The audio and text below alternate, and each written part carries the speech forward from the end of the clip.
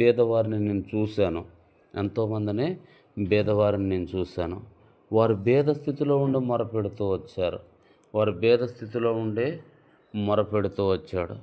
వారి మొరను దేవుడు ఆలకించాడు. వారి మొరను దేవుడు ఆలకించి వచ్చాడు.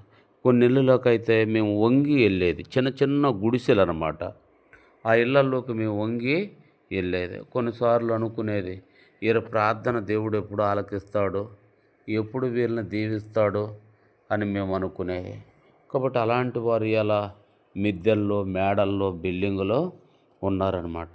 కాబట్టి బీద స్థితిలో నుంచి ధనవంతులైన స్థితిలోనికి దేవుడు తీసుకొస్తాడు. అది ప్రార్థన ద్వారానే సాధ్యము. చాలామంది బీద స్థితిలో ఉన్నప్పుడు కృంగిపోతాం. మనము విశ్వాసములో బలపడి మనము మొరపెట్టాలి. చూడండి, దరిద్రులు మొరపెట్టగా అతడు వారిని విడిపించును,